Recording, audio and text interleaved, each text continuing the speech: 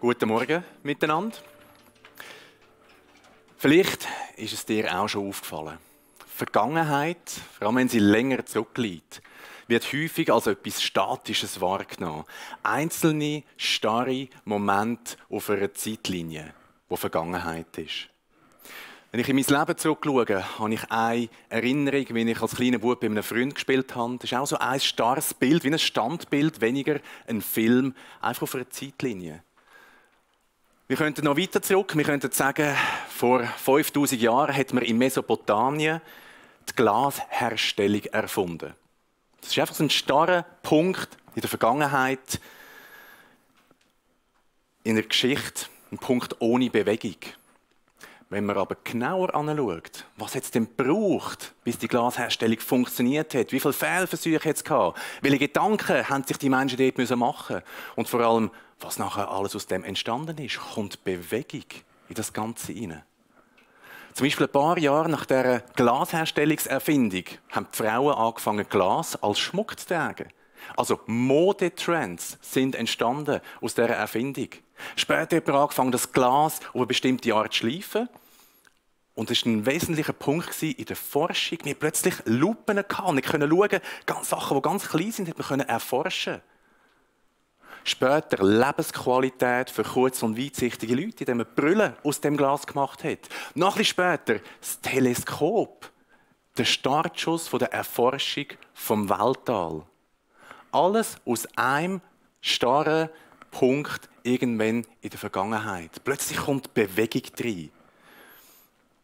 Der Punkt selber von 5000 Jahren, der haut uns heute nicht mehr aus den Socken. Weil wir haben Fensterglas, dreifach isoliert. Das ist super, aber es ist nichts mehr Spezielles. Wir schauen es aus der Perspektive von heute an. Und darum ist es nichts mehr Spezielles. Und mit der Bibel ist es eigentlich ganz ähnlich. Es hat ganz viele Ansammlungen von einzelnen Punkten, die auf uns starr wirken. Zuerst war das, nachher war das, nachher war das. Und auch das schauen wir aus der heutigen Perspektive an. Wir lesen die Bibel rückwärts. Und darum überraschen einem gewisse Sachen nicht mehr. Aber Gott schafft Neues. Das war dort zumal schon der Fall, weil Gott ist ein Gott von der Bewegung. Immer wenn Gott wirkt, wenn Gottes Geist präsent ist, dann gibt es eine Bewegung nach vorne. Dann entsteht Fortschritt, wenn er wirkt und wir ihm nicht im Weg stehen. Dann gibt es Fortschritt. Und ich bin mir bewusst, dass das heute eigentlich vielleicht eine komische Aussage ist, dass man die Bibel als fortschrittlich bezeichnet oder Gott als fortschrittlich. Häufig hört man eher das Gegenteil, das ist das altes Regelwerk, das heisst ja auch Altes Testament, die erste Hälfte der Bibel, blutig, barbarisch, das war für früher gut, für heute nicht mehr. Heute sind wir aufgeklärt, heute wissen wir, wie es wirklich ist. Und was aber Menschen, die so Aussagen machen, nicht verstehen, vielleicht weil wir als Christen auch nicht mehr immer verstehen, ist, dass wir eben die Bibel rückwärts lesen, aus der Sicht von heute. Und darum ist der Fortschritt von dazumal nicht mehr als Fortschritt erkennbar. Aber es ist unglaublich, wie revolutionär gewisses Gedankengut in diesem Buch ist. Und bevor wir das Konzept anhand von ein paar Bibelstellen vertiefen wollen, müssen wir ein bisschen genauer anschauen, was heisst denn biblischer Fortschritt oder eine Bewegung nach vorne, wenn ich dem sage. So dass wenn wir nachher die Heime wieder in der Bibel lesen, dass wir wissen, auf was müssen wir schauen. Am Anfang der Bibel wird der Urzustand beschrieben. Wie war es gewesen, bevor Gott irgendetwas erschaffen hat? Und der Luther übersetzt dort, die Erde war wüst und leer. Andere übersetzen dunkel, wehr, formlos. Im hebräischen Original findest du das Wort Tohu Wabohu. Und das bedeutet so viel wie Chaos oder Wirrwarr. Bei mir daheim müssen meine Jungs immer am Samstagmorgen das Zimmer aufräumen. Und der Zustand vorher ist Chaos, Wirrwarr. Also auf der einen Seite haben wir wirklich am Anfang Tohu Wabohu, wüst, leer, formlos. Spürst du die Unruhe? Das ist nicht angenehm. Das ist am Anfang der Bibel und am Schluss der Bibel haben wir einen Beschreib vom Himmel. Ein Ort ohne Leiden, ohne Schmerzen, ohne Tränen. Ein Ort, wo es gut ist. Ein Ort von Frieden, von Wertschätzung, von Annahme, von Gesundheit. Und ich stelle mir das immer vor, dass vor den Himmelstüren hat es ganz viele Container. Und in den ersten Container kannst du all deine Tabletten reinrühren. Blutdrucktabletten, Herztabletten, Schmerztabletten. Die brauchst du nachher alle nicht mehr. Die kannst du draussen abgeben. Und nebendran hat es einen für Brillen und für Kontaktlinsen. Weil die brauchst du nachher nicht mehr. Sorry an den Erfinder von Brillen. Das war nur so eine temporäre Geschichte auf der Erde. In der Ewigkeit werden wir das nicht mehr brauchen, weil unsere Augen werden völlig gesund sein. Hinten links kannst du vielleicht noch die Rollatoren abgeben, Krücken und Rollstühle. Und es sind nur die körperlichen Aspekte. Auch innen wird es gut sein. Keine Verletzungen mehr. Kein Minderwertigkeitsgefühl mehr. Kein Neid mehr. Die Bibel erzählt eine Geschichte, die im Chaos anfängt und im Himmel endet. Dort, wo Gottes Geist herrscht, gibt es immer eine Bewegung in Richtung Himmel. Wenn Gott am Ruder ist, dann schafft er ein Neues. Dann ist es immer eine Bewegung in Richtung neues Paradies. Und das meine ich, wenn ich von göttlichem Fortschritt oder wenn ich von einem Gott vom Fortschritt oder von einer Bewegung nach vorne rede. Und mit dem Wissen kann ich gewisse Entscheidungen vielleicht vorgängig analysieren. Wenn ich mich so entscheide, bringt mich das eher in Richtung Chaos oder bringt mich das eher in Richtung Himmel? Also wenn ich Streit habe mit meiner Frau und dann nicht klären, wird das längerfristig eher Ruhe in mein Leben bringen und Frieden oder eher Unruhe und Wirrwarr? Oder wenn ich mich entscheide, jeden Morgen eine halbe Stunde früher aufzustehen, um Sport zu treiben oder kreativ zu sein oder in der Bibel zu lesen, wird das mein Leben auf Dauer ruhiger und friedvoller machen? Oder wird das eher Wirrwarr in mein Leben bringen? Also es kann uns helfen in der Entscheidungsfälligen. Es ist immer eine Bewegung. Die Frage ist, in welche Richtung. Ein einfaches Bild von Bewegung finden wir im Psalm 1, gerade im ersten Vers. Dort steht: Glücklich der Mann, der nicht folgt dem Rat der Gottlosen, den Weg der Sünder nicht betritt und nicht im Kreis der Spötter sitzt. Siehst du die Abwärtsspirale? Eine Progression ist da drin. Zuerst hörst du einfach auf den Rat von einem Gottlosen. Das ist etwas Einmaliges. Wenn du das mehrmals machst, dann wird es zu einer Gewohnheit und du betrittst einen Weg. Und wenn du auf dem Weg bleibst, dann wird es zu einem Lebensstil. Und du sitzt ab, du verharrst in dem Lebensstil. Und der sitzt, der steht so schnell nicht mehr auf. In diesem Vers ist eine Bewegung drin, einfach nicht in eine gute Richtung. Und das Muster von Bewegung wird immer wieder beschrieben. Manchmal in so einzelnen Versen und manchmal auch in roten Fäden durch die ganze Bibel. Und einen wenn wir anschauen jetzt, gerade als nächstes. Wir finden das Beispiel im 5. Mose, Kapitel 21.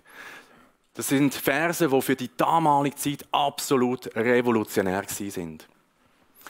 Wenn du gegen deine Feinde zum Krieg ausziehst und der Herr, dein Gott, sie in deine Hand gibt und du ihre Gefangenen wegführst und du unter den Gefangenen eine Frau schön von Gestalt siehst und hängst an ihr und nimmst sie dir zur Frau, dann sollst du sie in das Innere deines Hauses bringen und sie soll ihr Haupt scheren und ihre Nägel beschneiden und die Kleidung ihrer Gefangenschaft von sich ablegen und in deinem Haus bleiben und ihren Vater und ihre Mutter einen vollen Monat lang beweinen. Danach magst du zu ihr eingehen und sie heiraten, sodass sie dir zur Frau wird. Und es soll geschehen, wenn du keinen Gefallen mehr an ihr hast, dann sollst du sie nach ihrem Wunsch entlassen. Aber du darfst sie keineswegs für Geld verkaufen, du sollst sie nicht als Sklavin behandeln, weil du ihr Gewalt angetan hast. Und jetzt denken die ersten Fortschritt. Spinnt der eigentlich? Etwas Unwürdigeres und Menschenverachtendes gibt es gar nicht. Das ist ja voll daneben. Durchschnaufen, nicht der Prediger steinigen, lasst mich erklären. Wir lesen diese Stelle auch aus der Perspektive von heute. Und darum verstehen wir sie nicht. Und darum ist sie eher vorsintflutlich als fortschrittlich. Wir müssen uns die Frage stellen, warum hat sie in der Bibel eine Anweisung, ein Gebot, ein Gesetz mit dem Titel Ehe mit kriegsgefangenen Frauen? Warum brauchen die Israeliten eine Anleitung für so etwas? Nach dem offiziellen Kriegsrecht der damaligen Zeit sind weibliche Gefangene automatisch zu Sklaven ohne Recht geworden. Der Eroberer hat ganz nach Gutdünken über sie bestimmen. Offensichtlich ist Gott nicht einverstanden mit dieser Praxis und darum gibt er Anweisungen, wie er es für gut befindet. Können wir noch mal eine Folie zurückgehen? Wenn du Krieg führst und Gott ist auf deiner Seite und Gott führt dich zum Sieg, gibt deine Feinde in deine Hand, dann gibt es Gefangene.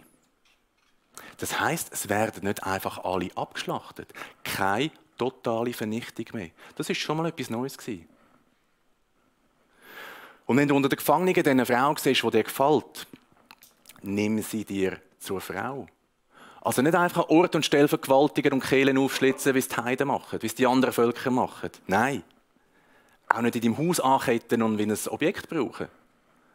Jemanden zur Frau nehmen, hat mit einem Bundesschluss vor Gott zu tun.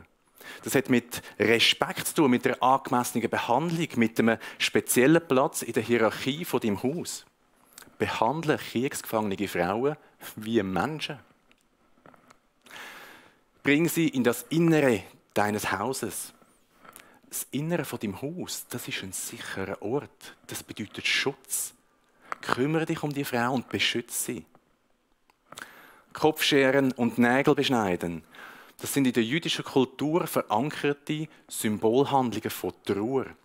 Ein jüdischer Trauerprozess ist definiert und dauert 1 Monat. Der Vers heisst, nimm sie in deine Kultur hinein. Behandle sie wie jemand, der aus deinem eigenen Volk ist. Sie soll die Kleidung ihrer Gefangenschaft von sich ablegen. Wenn Frauen gewusst haben, dass ihre Männer den Krieg werden verlieren, dann haben sie die schönsten Kleider angezogen und sich geschminkt und schön gemacht, um attraktiver können sein für den Eroberer und so hoffentlich besser behandelt zu werden. Und da heisst es aber, sie soll Gefangenschaftskleidung abziehen. Schau sie nicht wie eine Kriegsbeute an, die du kannst behandeln, wie du willst. Oder eine Sklavin, das ist nicht eine Person, die auf deine Gnade angewiesen ist. Schau sie als einen Menschen an, wo du zur Frau wirst nehmen.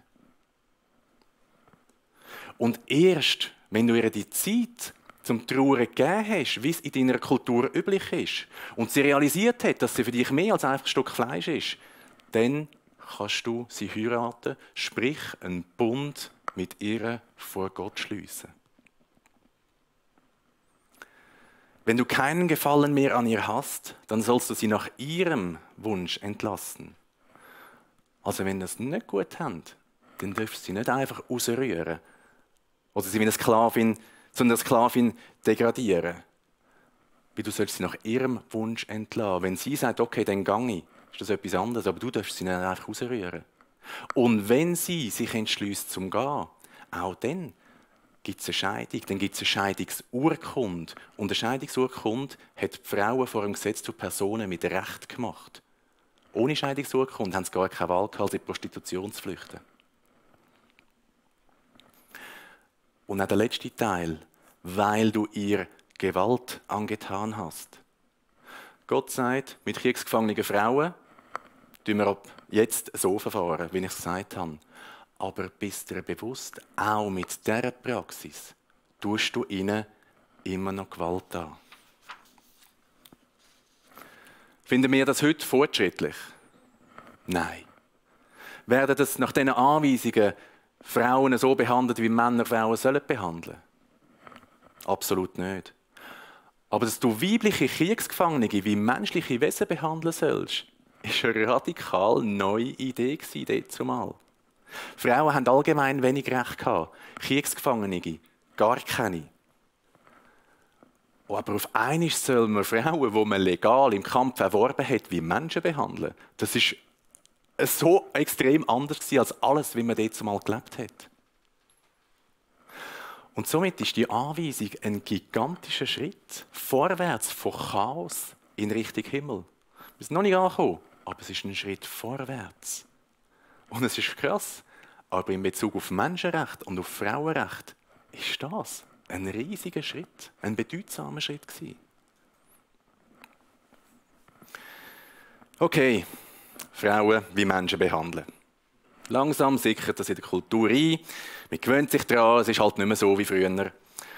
Und dann etwa 1500 Jahre später kommt ein Brief von einem Paulus. Und der schreibt im Epheser 5: Denn der Mann ist das Haupt der Gemeinde, wie auch Christus das Haupt der Frau, wie auch Christus das Haupt der Gemeinde ist. Er als Retter des Lebens. Männer, sind wir einverstanden, oder? Der Mann ist das Haupt. Jawohl. Wie aber die Gemeinde sich dem Christus unterordnet, so auch die Frauen den Männern in allem. Das finde ich völlig korrekt. Frauen sollen sich unterordnen. Ihr Männer, liebt eure Frauen, wie auch der Christus die Gemeinde geliebt hat und sich selbst für sie hingegeben hat. Moment mal. Jetzt haben wir uns da gewöhnt, Frauen wie Menschen zu behandeln. Und jetzt sollen wir sie lieben und für sie hingeben. Unser Leben für sie hingeben. Das ist mehr als von menschlich behandeln zu gleichwertig behandeln. Wenn ich bereit bin, mein Leben für meine Frau hinzugeben, dann schätze ich ihr Leben höher. Ich setze sie über mich. Ich schaue ihr Leben als bedeutsamer an. Sehen wir den Fortschritt? Von Frauen wie Recht geben und wie Menschen behandeln zu sie lieben und über uns setzen. Das ist so extrem fortschrittlich. Und da sind wir ein 2000 Jahre altes Buch. Es gibt ganz viele Länder auf dieser Welt, wo immer noch bei Punkt 1 ist. Behandle deine Frau wie ein Mensch, wie ein menschliches Wesen. Das ist Gott vom Fortschritt. Wenn Gott ins Spiel kommt, dann gibt es immer eine Vorwärtsbewegung. Und das ist in der ganzen Bibel ersichtlich. Von «Du sollst nicht töten» im Alten Testament zu «Kannst du deine Feinde lieben» im Neuen Testament. Oder auch die Stelle «Auge um Auge, Zahn um Zahn». Wir lesen das heute und finden, ja okay, ist halt Altes Testament. Aber ich sage euch, die Anweisung, das ist absolut revolutionär und schräg, wo das gekommen ist. Letztes Mal hat man nach dem Motto gelebt, du hast meinem Sohn den Arm gebrochen, ich bringe all deine Söhne um. Und auch da meint Gott, hey, das Kapitel schliessen wir ab. Neu machen wir Gleiches für Gleiches. 3. Mose, Kapitel 24. Wenn jemand seinem Nächsten einen Schaden zufügt, wie er getan hat, so soll ihm getan werden. Bruch um Bruch, Auge um Auge, Zahn um Zahn. Wie er einem Menschen einen Schaden zufügt, so soll ihm zugefügt werden. Was für uns heute wie ein Freipass für Rache tönt, ist eigentlich die Einführung von Gerechtigkeit. Angemessene, gerechte Strafe für ein Vergehen. Dein Sohn hat meinem Sohn den Arm gebrochen. Okay, wir brechen deinem Sohn auch den Arm. Bruch um Bruch. Wie er einem Menschen einen Schaden zufügt, so soll ihm zugefügt werden. Aber nicht mehr. Das war wahnsinnig fortschrittlich in dieser Zeit. Aber nicht der Letzte in dieser Bewegung. Was ist die neutestamentliche Fortsetzung von Gerechtigkeit? Gnade. Nicht mehr selber für Gerechtigkeit sorgen.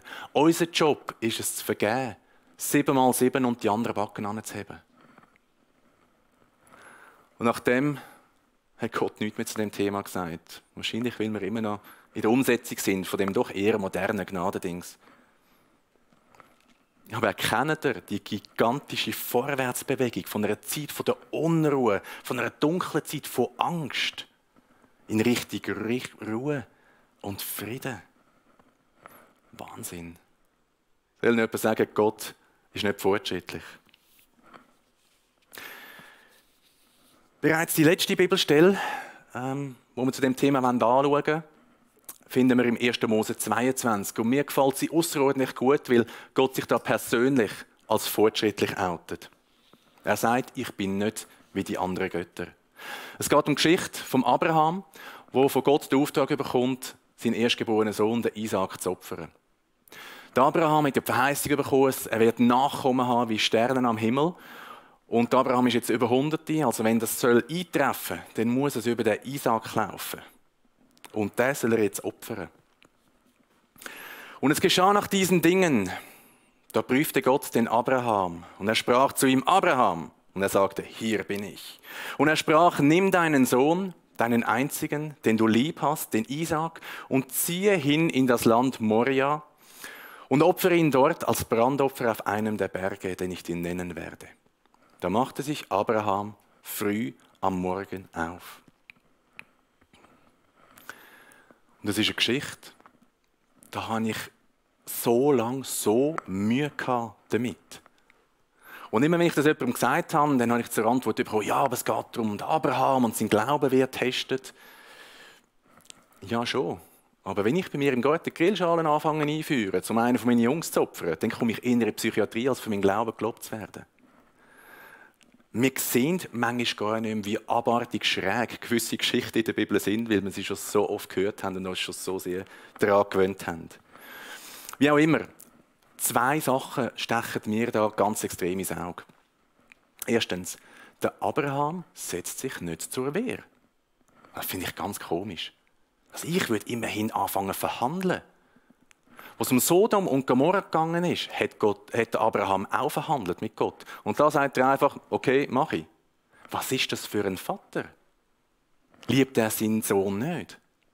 Heute wäre das ein Fall für Kesp. Das ist etwas, das geht einfach nicht. Und das Zweite, was mir auffällt, Gott gibt keine Instruktionen, wie er ihn opfern soll. Sonst ist er immer recht spezifisch. Als es um den Tempelbau gegangen ist, hat er gesagt, so lang, so breit, so hoch, das Material für das, da die Gegenstände, so müssen sie einweihen. Oder auch bei der Arche vom Noah, auch genaue Massangabe, welches Holz, wie viele Stück, wie viele Fenster, wo ist die Tür. Und da sagt er einfach, mach ein Brandopfer. Wer von euch weiss, wie man ein korrektes Brandopfer da bringt? Und Abraham hat noch nicht googeln. Also, das lässt für mich eigentlich nur einen Schluss zu. Wenn der Abraham keine Instruktionen braucht und sich nicht zur Wehr setzt, dann heisst es für mich, dass Kinderopfern nichts Aussergewöhnliches war in dieser Zeit. Wie kann es zu so etwas kommen? Zu dieser Zeit hat man an viele Götter geglaubt, weil der Gott der Bibel hat sich ja exklusiv bis an dieser Stelle nur am Abraham offenbart gehabt.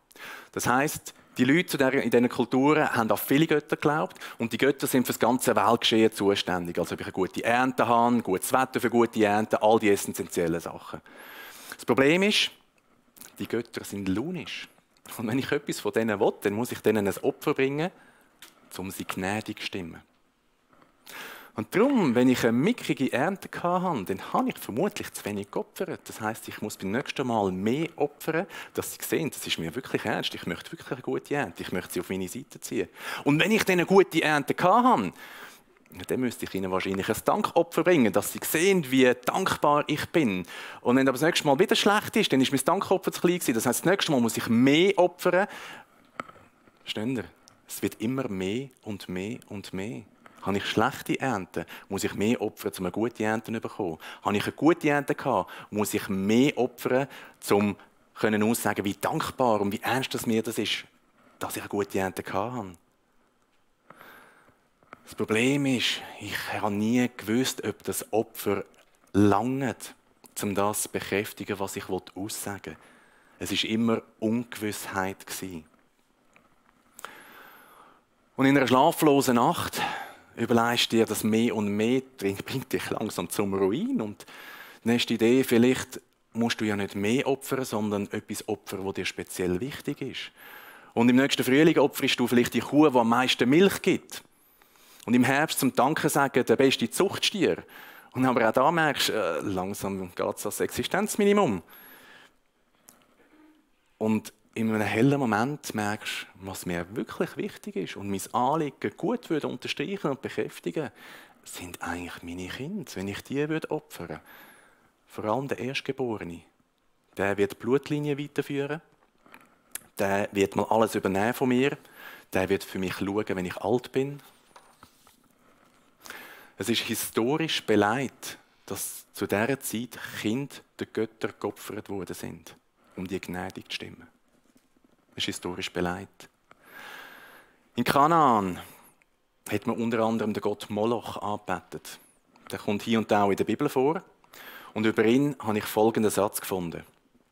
Er ernährt sich von Kinderblut und Elterntränen. Als Wohlstandsgarantie brachte man ihm die Erstgeborenen als Menschenopfer. Traurig, aber wahr. Und in dieser Geschichte prüft Gott den Abraham, ob die Hingabe an ihn so gross ist, dass er auch seinen Erstgeborenen opfern würde. Und der Abraham ist gehorsam und er zieht es fast bis zum Schluss durch. Er hat das Messer schon in der Hand und dann sagt Gott, stopp, halt, mach's nicht. Ich habe deine Hingabe gesehen, aber ich bin nicht wie die anderen Götter. Ich habe keine Freude an Kinderopfer. Ich gebe dir das, was du mir opfern sollst. Siehst du wieder dort hinten? Nimm den. Unser Gott outet sich schon sehr früh als fortschrittlich. Ihr kennt es, dass man es so macht. Nein, jetzt machen wir es anders. Jetzt machen wir es neu. Später, zur Zeit von Mose, gibt eine genaue Anweisung, wenn soll was auf welche Art geopfert werden. Und jetzt musst du mal das vorstellen. Endlich weisst, wenn dein Gott zufrieden ist. Endlich weisst, wenn dein Opfer gut genug ist. Und das war ein absolutes Novum. Wenn ich mich an diese Anweisungen halte, weiss ich ganz genau, dass mein Gott mir gnädig gestimmt ist. Ich habe Gewissheit. Das war vorher noch nie der Fall. Du hast nie gewusst, ob es langt. Hey, die Erleichterung ist fast spürbar. Und später zieht es Gott nochmal eins weiter und er sagt, okay, wir machen es so. Ihr gebt mir ein perfektes Opfer und das langt dann für immer. Ja was? Ihr habt kein perfektes Opfer. Also, ich gebe euch ein perfektes Opfer ohne Fehl und Makel und das könnt ihr mir dann am Kreuz opfern für eure Sünden. Und dann könnt ihr euch meiner Gnade bis in alle Ewigkeit sicher sein. Das ist wortwörtlich eine Bewegung in Richtung Himmel. Und vielleicht fragst du dich jetzt, wieso hätte denn Gott die Zwischenschritte nicht einfach übergumpen können?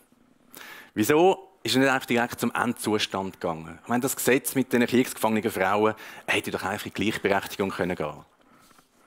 Und auch das mit dem Opfern, das Blut und alles, grusig. Wieso hat es denn das wirklich gebraucht? Jesus hätte doch einfach früher kommen können.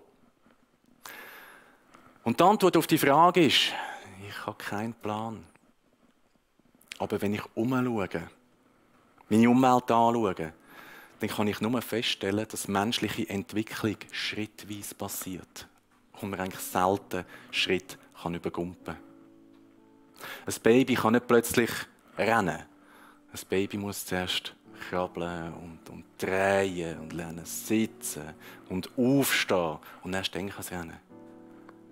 Oder in der Mathe kannst du auch nicht eigentlich mit Algebra anfangen. Du musst zuerst Zahlen kennenlernen und dann lernen zählen. Und dann das Kleine einmal eins und das Grosse einmal eins und Multiplikation, Division und irgendwann kommst du zu der Algebra. Die Bibel bildet einfach normale menschliche Entwicklungsschritte ab, inklusive der spirituellen und sozialen Folgen. Und unsere Schwierigkeit ist, wir lesen die Bibel rückwärts. Weil wir wissen schon, wie sie jetzt ist. Aber die Menschen, die haben sie vorwärts gelebt. Für sie war jede Neuerung ein gewaltiger Schritt in Richtung Himmel, wo wir heute nicht mehr erkennen, weil wir sie rückwärts lesen. Und die Erkenntnis war für mich so augöffnend. Wir lesen die Bibel rückwärts, weil wir den Schluss kennen. Gottes Geist ist dynamisch. Er ist ein Gott vom Fortschritt. Er bewegt Sachen. Und wenn Gottes Geist wirkt, dann geht es vorwärts. Und das hört mit der Bibel nicht auf. Weil wenn jedes Wirken von Gott eine Vorwärtsbewegung auslöst, wenn das wirklich wahr ist, dann ist es nicht möglich, persönlich mit Gott unterwegs zu sein und nicht eigene kleine Schritte in Richtung Himmel zu machen. Persönliche Entwicklungen und Veränderungen zu machen. Darum habe ich 2 Flipcharts mitgenommen. Gott macht alles neu. Wir machen heute auch etwas Neues. Wir machen heute schriftlichen Lobpreis. Ich hole die gerade schnell. Wo haben wir sie? Hier hinten.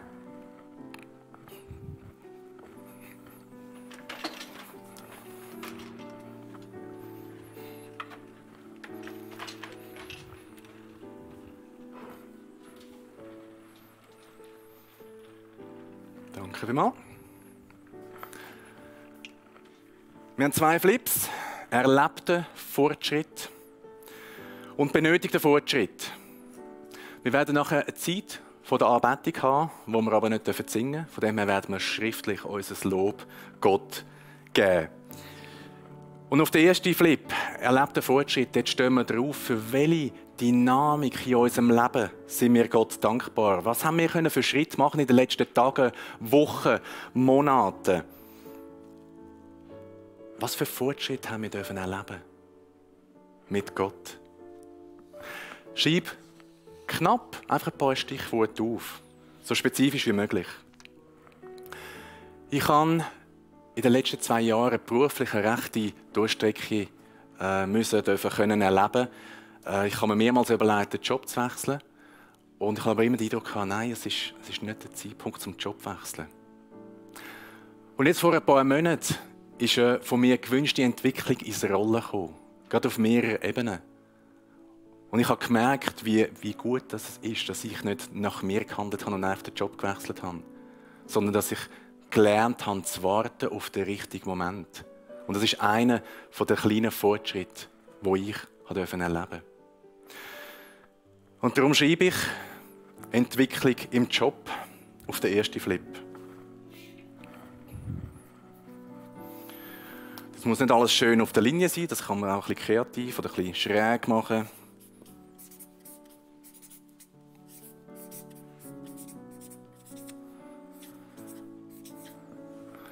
Für das bin ich Gott dankbar.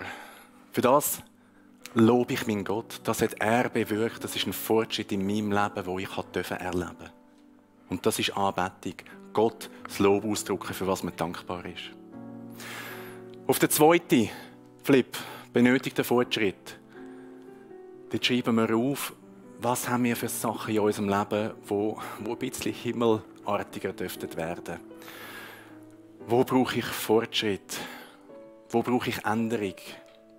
Gibt es in deiner Beziehung vielleicht etwas, wo Gott flicken müsste? Gibt es Sachen in deinem Leben, die du aufhören machen?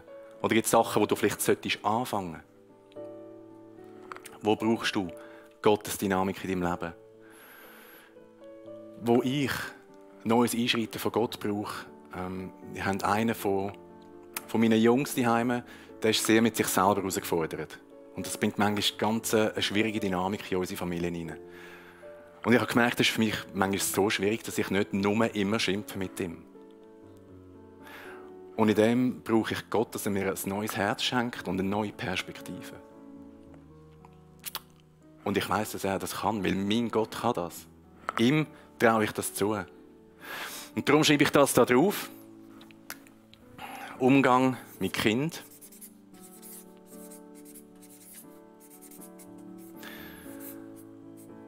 Weil ich weiß, dass mein Gott mir in dem helfen kann und wird helfen. Und das ist auch Lobpreis. Ich bringe meine Anliegen vor Gott und ich sage ihm, ich vertraue dir, dass du in dem wirken kannst. Du kannst das. Du bist mächtig, du bist mein Gott. Ich vertraue dir. Das ist Anbetung. Das ist Lobpreis. Ich möchte euch ermutigen, nachher vorzukommen. Ich tue die bewusst jetzt noch drehen. Es muss nicht jeder sehen, wer was aufgeschrieben hat. Wir werden sie am Schluss wieder zurückdrehen, damit alle sehen können, was geschrieben worden ist. Und ein Aufschreiben vielleicht nicht lange. Dann haben wir ein Gebetsteam, wo du gehen kannst und die Leute sind bereit, mit dir zu beten, für dich zu beten, für deine Anliegen zu beten. Ich erlebe Fortschritt oder göttlichen Fortschritt in meinem Leben häufig oder göttlichen Fortschritt in meinem Leben häufig nur mit so Baby-Steps, ganz kleine Schritte. Es ist selten weltsensationell, aber es ist weltbewegend. Es bewegt meine kleine Welt und lässt mich im Glauben vorwärts gehen. Ich mache dir Mut, komm führen, schreib auf, wo hat Gott Spuren von seiner Gnade in deinem Leben hinterlassen? Und wo brauchst du eine Bewegung nach vorne? Wo soll dein Leben, in deinem Leben ein bisschen mehr himmelartige Zustände herrschen? Keine Tränen mehr, keine Schmerzen, dafür Frieden, Heilung und Annahme. Ich bete zum Abschluss. Vater im Himmel, wir danken dir, dass wir vor dich kommen dürfen, so wie wir sind. Und dass wir dir unseren Dank und unsere Anliegen bringen dürfen. An mehreren Orten lesen wir in der Bibel von der Kraft der Auferstehung von Jesus. Und als Menschen, die mit Jesus unterwegs sind, wollen wir aus dieser Kraft heraus leben. Das ist eine dynamische Kraft. Sie schafft Fortschritt, sie bewegt. Und danke, dass wir nicht verflucht starr in unserem Leben müssen zu verharren. Es dürfen sich Sachen ändern, es dürfen Sachen besser werden. Umstände dürfen himmelähnlicher werden. Und darum danken wir dir jetzt schon für alles, was nachher auf diesen beiden Flips wird stehen. Wir vertrauen dir die Lebensbereiche an. Wir bitten dich, greif ein mit deiner dynamischen Kraft. Wirk du in die Situationen hinein. Wirk du an uns. Amen.